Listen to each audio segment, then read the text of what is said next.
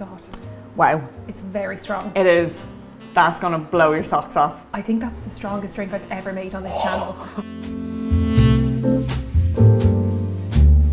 Well, hello there and welcome back to another episode of Cocktails with Ciara. My name is Ciara and I'm a whiskey-loving Irish gal who's on a cocktail voyage of discovery. There is a vision standing next to me. If you don't know this beautiful lady standing next to me, her name is the incredible Aideen Fitzmaurice, aka Band-Aid, aka what I like to call the sniffer dog of the Tri-Channel. But we'll get into that later. Aideen, how are you? I'm great. Thanks so much for having me. Thank you for coming over. It is so good to be here. I am buzzing. I mean, you're one of my favorite people to have cocktails with, so to have you over for cocktails is just very exciting. And we've been saying for so long now that we need to sit down and have a drink, I so know. no better time. I mean, we have had a drink together. We have. We have had many a drink by the river. During lockdown times, post-Tri filming, we've been fond of a can and a catch-up, which is just stunning. But I feel like this is a little bit more of like a sophisticated setting. Definitely. Which is kind of And exciting. we're sophisticated ladies. We're sophisticated gals. Yeah. So do you not see by our robes? I mean, honestly, how stunning. It's absolutely beautiful.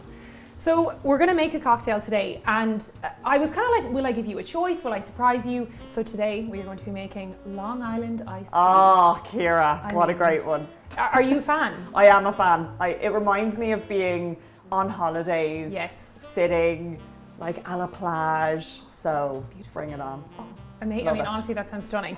So what I'm going to do is, Aideen, I want you in the hot seat. And Great. I think you're going to make mine and I'll make yours. Do you want to come over here and then we can get started?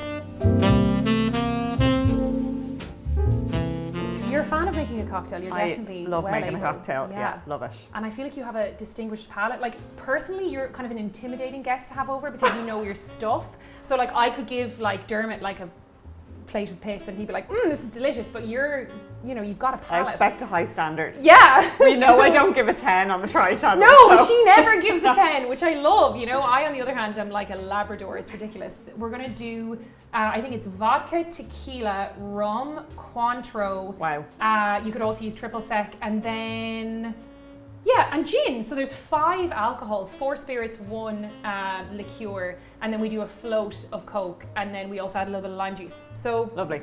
yeah, and we can shake it as well. I mean, we don't have to, but it's kind of fun when you do. So you have a choice. We'll probably start with our vodka. Also, if you want to grab yourself a set of tins, and if you can pass me over some tins, thank you so much. Long Island iced tea, you've had them before. Of course. You're a fan. I am a huge fan because it's like the drink you have when you want to have a good time. That's very true. Everything is in it. It's very true. They're very, very strong. So we will probably start with the gin. Now, it's your choice. I have a couple of gins here, but you've actually brought me a present. I have brought a gin I actually today. can't cope. You're putting Claire to shame. She didn't bring me a thing. Fucking bitch. I'm only joking. She brought her presents. I love you. I'm sorry. Presents is enough of a present. So this is Meal Gin. It's an Irish brand. Yes. But they're inspired by Spanish flavors. So it's like Mediterranean kind of flavoring. So that sounds beautiful. Yeah, let's go on. for this Let's one. do it. Yeah, we'll do 30 mils. Here, I can whip her open for you. I've got a knife here. Save your beautiful manicure. So we have vanilla vodka is typically used in a Long Island iced tea. We can use the classic one if you like as well. Fabulous. This is actually taking me so long to open. Right, we're good. Great. So we're going to do 30 mils. So if you want to pop in 30 mils, then we can switch and do 30 mils of each. Typically it's 22, but I feel like we'll do the full 30 because when you do it that way, it is a 4-shot drink. So it's no joke. Okay. And I mean, listen, if you want to go generous, Aideen, don't let me stop you. It is really up to you. I do feel like the measured jiggers really help. Let's switch. And how much gin is it? It's 30 of each spirit. Okay, So they cool. really aren't, they're not messing around. So come here, while we're doing this, I have a few alcohol related questions to ask you. Okay. Oh Jesus, that's way more, that's fine. I'm making yours! I know, so I was that's like fine. watching you Hawkeyes over here. If you want to try and kill me, I will try and kill you. So come here to me, what is your go-to drink? What would you say is your absolute favorite? And while you're telling me, I'm going to cut the lines. I would say it's a seasonal thing for me. Oh, I love that. So it you're changes. So distinguished that you're like, it's seasonal. I'm like, yes, that's such a you answer. It really is though. So I would say in summer for me, it's probably like a rosé. Yes. Chilled, of course. Mm-hmm. Very crisp and fruity rosé. Mm-hmm. And then I love a gin and tonic, as we know. She's so a gin. I brought Well, the gin. you really know your stuff with gin, and I know, as you said, you've been getting a lot more into whiskey recently, which makes me very, very happy. Love whiskey. But you really know your stuff with gin. Yeah, I used to write a column called Ginfluenced, so I used to define myself as a ginfluencer. It's the best name ever, like it's iconic. But yeah, I learned a lot about gin because I went to kind of various distilleries and stuff around that time, so... Did you visit a lot of Irish? That's amazing. Yeah, and I became like really kind of passionate about it at that time. But is that where you think your alcoholic palate or your flavour palate developed? Possibly. Like, as a food journalist, you're always hunting for flavours because if you're writing a piece, you don't want to just be like, yeah, it was great. Why was it great? What flavours were in it? What did you taste? And it goes the same for alcohol as well. For someone so young, you've been doing it for quite a while, that like it's incredible. Yeah, so I love gin in summer, and then if I'm like having a kind of a firelit dinner, it's a red wine, you know, a Malbec. I want to go to a firelit dinner with you. I'm like, I just need to follow you for a week and go like firelit dinners. Like, and then during winter, it's hot whiskies always. Yes. Like that's the only thing I will drink in a pub is a hot whiskey. Gorgeous. As soon as it's like maybe October, that's me set up until maybe February, just hot whiskies all the time. That's amazing. Just love them. I've poured you, you're actually going to give you a taste more, your lime juice, which we're going to be adding into this. So if you want to chuck that in. Okay, so your favourite drink you've told us, which is an array, which I love. That's the best answer you could give. What's the drink that has betrayed you that you can't drink anymore? Or a concoction, could be a cocktail, could be a shot. We all have one. It's probably vodka. And I know you love vodka. Never betrays me. But like, it's a no from me. I'll drink it in a cocktail, but I would never drink like a vodka and lime. I would just, no. Yeah. I think it just reminds me of being younger and getting a naggin and drinking the naggin, and it's just... Those were the days! Those were the days! They were the Listen, days. It's wild. But I'm just not a fan. Like, you can actually see in any alcohol videos when I'm drinking vodka, I kind of like go... It's funny, when I started with gin sometimes straight, well, I don't think gin's meant to be, really drank straight. No. Unless you really want to. That it sometimes can feel kind of like paint strippery. Yeah. Whereas vodka, for some reason, straight doesn't taste like that. Because you'd get an agony and you'd just be sipping it. Yeah. 17 and literally pouring, having a full naggin and pouring like the smallest bit of Fanta on top of it and then drinking it. I also feel like we need to go to a distillery together. Yeah. Would you come with me? We'll do a vlog. Yes. Two gals let loose. Oh, we'd have a scream. We would. We'd burn. We'd have to go to a whiskey distillery. Yes, that would be amazing. The smells. We definitely need to do that. So you're going to go in with that 30 mils of this guy in on top. Cointreau. And so come here, any hangover cures or worst hangover? Hangover cures. I mean, this is a really random one, right? But I love sushi. So I love ebi tempura would be like my hangover one because it's that bit heavier. Yeah. But what I do is I actually order a side of curry sauce and I dip my sushi into the curry sauce and it is the dream. Sushi with curry sauce is not the hangover cure that I was expecting, but I will give it a bash. Try it. Like, I'll definitely try it. So we just need to put in it probably smells aggressive. Smells divine. So good. That's good that it smells really good. good. I think the lime juice, I tried to put a decent amount of lime juice in yours because it does help. Now we're going to do some tequila. Tell me about your first drinking experience, or what was your first drink, if you can remember. Oh, I remember it so clearly. So I'd say I was like, 14? Oh my God, I was 14 as well. I think I was 14. I mean, it's We're Ireland. Irish. I know, Like, it's we're Irish. Irish. Yeah. So I was in my friend's house and her parents were out, but her big sister was looking after us. And she was like, let's try a beer. Just one, let's just try a beer. Yes. I was like, okay. All she had was Miller. Which that's I one with the literally... horses. No, that's Budweiser. No, that's Budweiser. I literally haven't drank it since because the thought of it, I'm like, no. It's like an old man beer. I had about 2 sips. I was like, nah, not for me. Yeah. So she drank my beer, her beer, and my other friend's beer. And God bless her, after 3 beers, she was very sick. But I mean, you would be. You're probably so like 14-year-old belly. Your poor little tummy, like. Yeah. So yeah, she was sick. So I just remember like waking up in the middle of the night and hearing her getting sick and being like, I am never drinking again. Oh, no. We're getting there. Oh, I just got the smell of the rum. I know. Wow. I know. It just makes you feel like you want to be on holidays. So is there a person that you would like to have a drink with, alive or dead? Oh, wow. For whatever reason, it can be as lighthearted or as serious. Oh, wow, that's a really good question. Who would you like to share a good cocktail and a natter with someone? Can be anyone. Fictional character, who knows? It's your... God only knows. I mean, probably like apart from me, obviously. You. Definitely you. You're too kind. I'd love to have a drink with Christy Moore.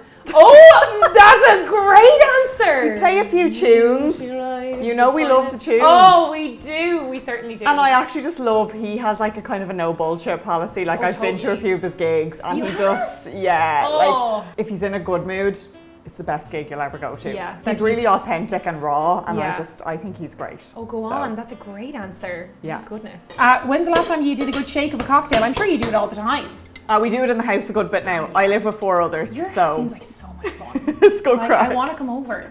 The best thing we did was during lockdown, we did a pub crawl and everybody designed their bedroom to be a specific... I had a tiki bar, yes, of course. It looked amazing. I wanted to be over there. Pina coladas. Oh, we're going to do like a light shake. Like it doesn't have to be anything crazy. We're just mixing it up.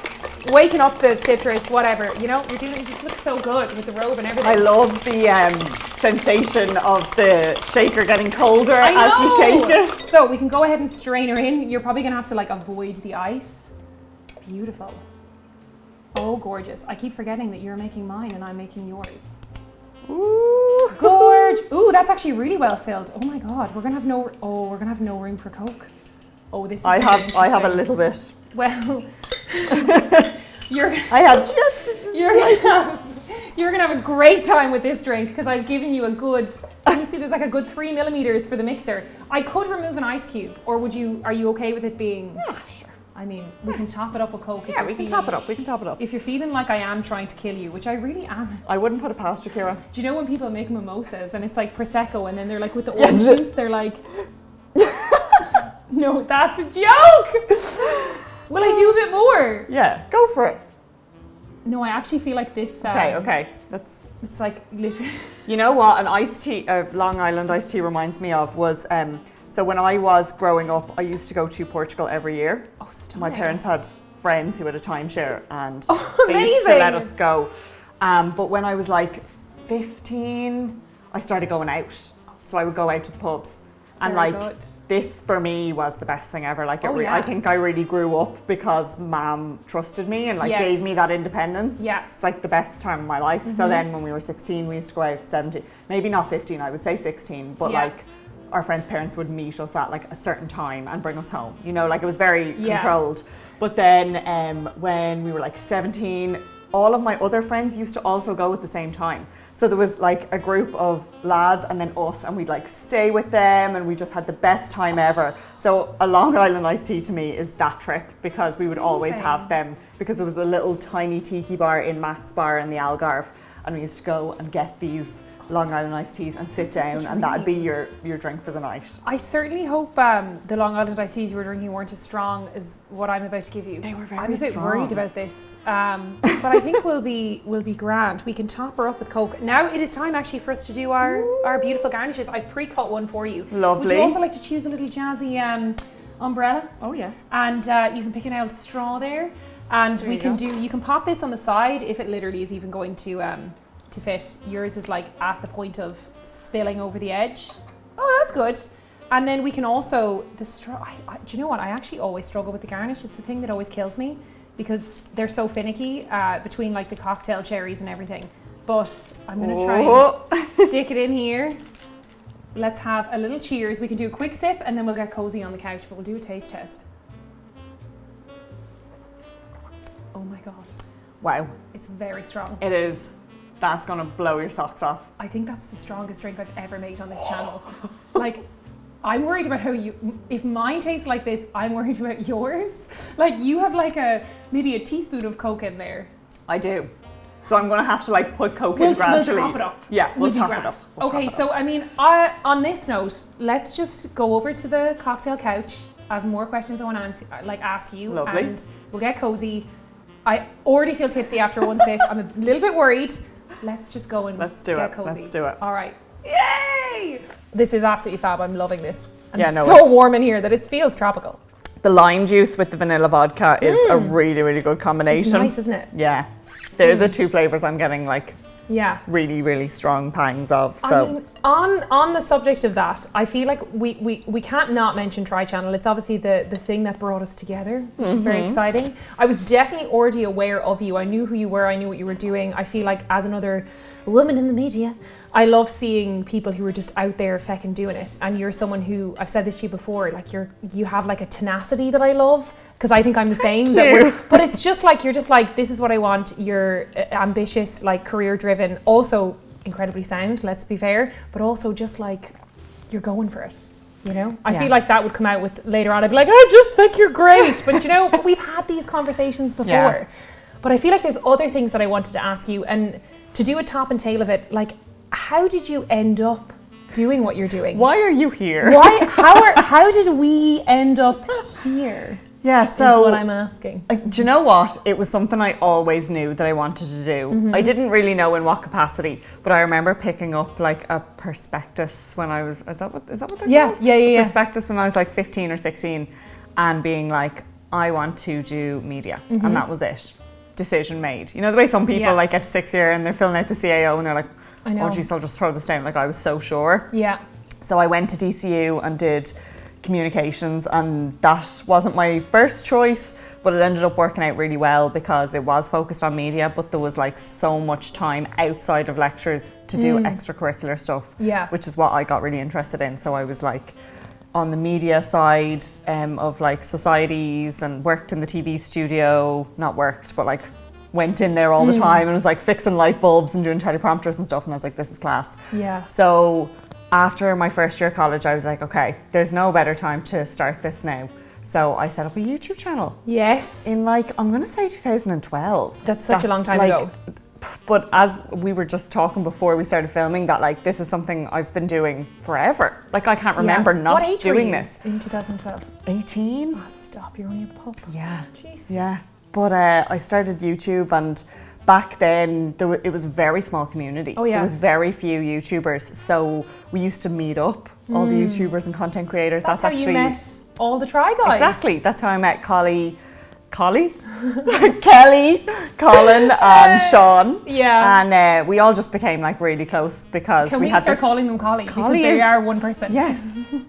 This is their like the producers from Try, Kelly and Colin. I mean, Collie sounds way better. This is their ship name. I love that. Yes. I ship them. I ship them so bad. But like, great. I was friends with them before they became a couple. Like, I watched that whole thing unfold. I was out the night that they first started getting it on. Oh, that's a story for another time. That is a story for another time. Oh, but to be fair, where you are so incredibly active is on your Instagram profile. It's Band-Aid on Instagram. Everything will be in the description and it'll be down there. Everything is Band-Aid, I mean, again, it was something I really wanted to get into it with you about, is that your commitment to the content is incredible, but also, like, you're such a storyteller. Like, you're such a romantic, and you're a champion of Irish culture, which, like, it makes me incredibly happy. Like, how did that come about? Your niches are so specific. I think it really developed over time, and like that's something I always say to people who are starting out in like the content creation element, because people are like, I don't have a niche, I don't know what my niche is. I'm like, that doesn't matter. Like, try things, and over time you'll see what interests you most. And like, I also think being a content creator is a huge kind of self-discovery, because you're like, what am I really passionate about? What, if I'm pressing publish, am I getting really excited about other people seeing? So it just kind of, I was in an Irish language secondary school, and I absolutely love the language. Like, I'm so passionate about it, and I wanted to do it in college, but I didn't get the grade in English to do the degree. I know, crazy. It was an Irish and journalism degree, so you needed the English to do the journalism side. I got a C and you needed a B, and I was devastated. You probably didn't have the poem learned off, which we use all the time now, of course. But I was in an Irish language secondary school, so I just didn't have the clochta, like I didn't have the practice in Irish, or in English. So I think it was the best thing though, because I didn't get the course, which pushed me to push myself to continue learning and continue like keeping it in my life, because it was the first time ever that I was like, okay, I'm not being forced to write in a copybook my verbs every day, and if I don't do this, it's gone, and like, it's so important to me.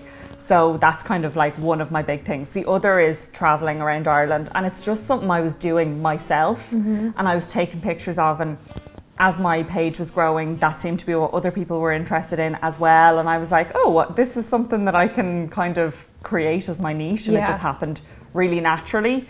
Like, it's not a controlled thing. It's not like I'm like, okay, I don't have any content going up, so we need to go on a trip. I'm going on the trip anyway. Oh, and I'm exactly. Like, it's a reflection of the life that you live. Like, these are the things that you're truly passionate about. And you're probably also seeing that it resonates a lot with your audience, which is incredible. And like, even one of the things that I find amazing is obviously Irish travel. In the past maybe 2 years, we've been doing a lot of Irish travel. But what I find super interesting is how people outside of Ireland have such a graw or a love for Ireland. So for people asking me, you know, I often get asked like, where should I go, or what places should I go and see when I'm coming and visiting here? And I'm like, it's people like yourself that they should be checking out, because you're going on these incredible trips that are not necessarily massively highfalutin, complicated to organize, or super expensive. You're just seeing all these incredible parts of the country. Let's say in terms of try, and again, it's one of those things that it is one of the things that brought us together. But there was probably one of my favorite videos that I've ever done with the channel. And I love trying with you, because we do get to try together a lot. I feel like we get put together quite a bit, which I really enjoy. I also feel like there is a big, conflict is always the best with try videos. And I like that you're so discerning and good at like figuring out tastes, and you're very measured with your grading. And I'm like, everything is a 10, but I'm like a dumpster. Everything tastes good. I've never met a food I didn't like. But my favourite video that we've done is the mead video. I knew you were going to say that, and it's definitely my favourite as well. Do you know what? I watched it again this morning, because it's probably one of my favourite ones to watch back, because we're just having such a great time.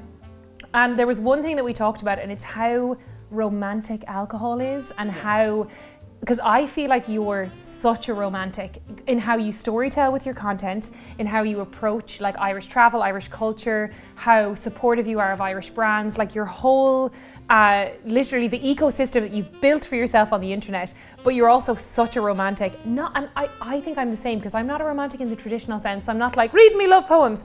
I'm an absolute hooer for a story. Yes. Like we said, like horny for the history. But it's what we love so much. It is. No, it is. But actually, it has to be said, that mead video, we did a Taiwanese whiskey video afterwards. I will link them all below, so it will all make sense. That's the drunkest I've ever been in a try shoot ever. You were fine. I was 3 sheets to the wind. My friend Eamon messaged me. He was like, you are gee-eyed. He was like, no one's home. But that's the thing with try. You don't know.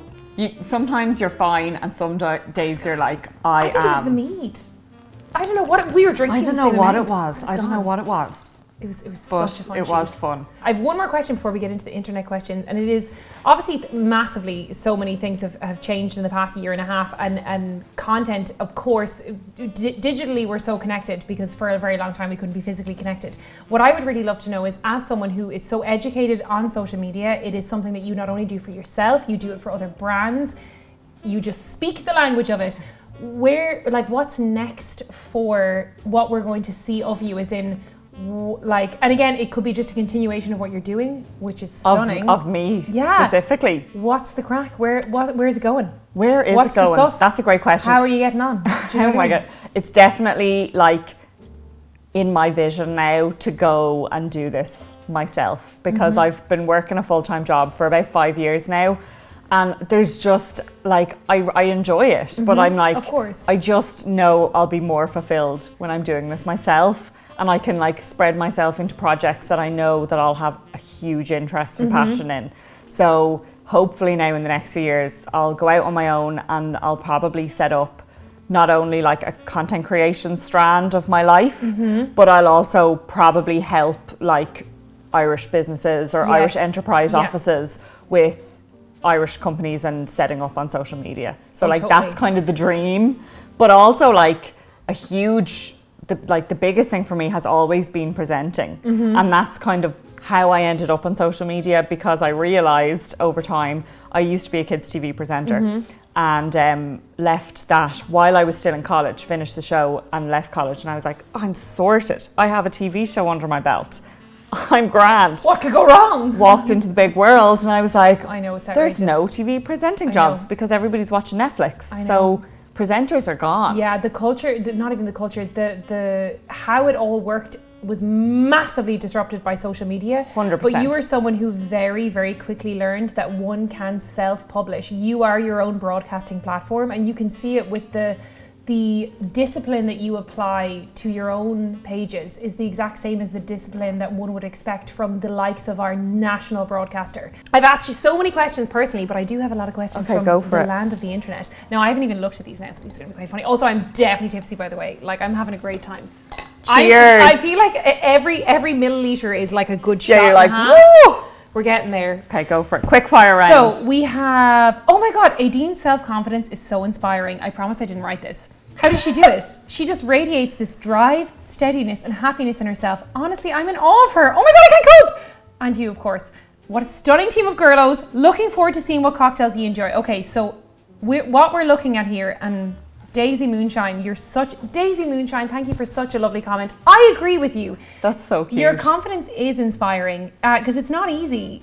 Like, it's not easy, especially being a woman in media, not to be like a big woman in media. It's actually not. It's very much a boys' club. It's a real boys' club. How do you do it? I don't know. I think my friends keep me very grounded. Mm-hmm. I'm very realistic. Mm-hmm. Like, we were actually talking about like cosmetic surgery the other day, and I said to my friend, like this is 100% transparent. I was like, I don't look at myself enough to see that I need my lips done or my everything else. Listen, you couldn't polish a diamond. It's perfect. Would you stop? I mean, can we not? Like this video of Aideen's arrived. Go on. No, but I mean, I agree with you. It's a weird one that like you do have this kind of thing where you're like looking at yourself, and I do have that sometimes when I do things that I'm like, ooh, I'm all for maintenance. Yeah. You but know? I think like in terms of confidence, I'm self-deprecating in some ways, but usually I'm actually... It's inherent in Irish people. We're exactly. so self-deprecating. But I also practice gratitude. I also, yes. lately, I've tried to kind of reflect on things that I do and like progress and stuff, because it can be so easy to sit there and be like, I'm doing nothing at the moment, especially with COVID. Oh. I'm doing nothing, like everybody else is doing this, everybody else is doing Oh, that. the like, comparison blah, blah, blah. is so real. It's so real. The imposter syndrome is real. But at the end of the day, I do practice kind of like self-gratitude, and that does work. And I do it in a really like, I don't like sit down and be like, okay, I'm going to say 5 good things about myself. But I'm going to be like, I'm good at this. And I'm really aware that I'm good at this, and I'm not going to hide it. And like, I am completely and utterly an extrovert. I love people. I know, me too. And it used to be something that I would kind of like stray away from because I didn't want to come across as overpowering to people. But like, as you get a bit older, I'm like, but that's who I am. And I need to own that. And the more that you're yourself, the more people will just like be like magnets to you, because they'll see that you're being raw, and people don't want a fake version of you. No. So just like completely own who you are. And like, one thing that I see reoccurrent in the Try channel is people are like, what is Aideen's wardrobe? Like, she's literally wearing something completely... It's iconic. It's iconic, that daisy print jumper. It's a spectrum though. Sorry. It's always a moment. It's always a vibe. Sometimes they nearly need to adjust the cameras to take in her shoulder pants. That's true. It's incredible. But I juggle. Some days I'll come in very kind of androgynous. Other days I'm like a pixie, girly, whatever. Absolutely. But I dress for what mood I'm in, and I don't ever put myself in a box and say, this is all you are. And it goes again with my Instagram. Like, I know I do the Irish travel content, but I don't say to people, that's all I am. No, you won't get anything else. I don't like put these niches and like say that that's it, because I'm just me and I'm just doing me. And I think over time you just become... Joshua Cohen wants to know, what's Aideen's favourite snack to have while she's out with friends? And does she have some favourite fashion designers or stylists? Lots of love from Joshua. Okay, great. Snacks. Very specific. Snacks. I don't know. Like, I love a Turkish delight, like a dairy milk Turkish delight. Very specific snack. Yeah. But like, that's like a road trip snack. I mean, like, if I'm sitting down, I want like nachos or something, you know, like some kind of... A what? I love an olive. An olive? I love an olive. You're a sick bitch.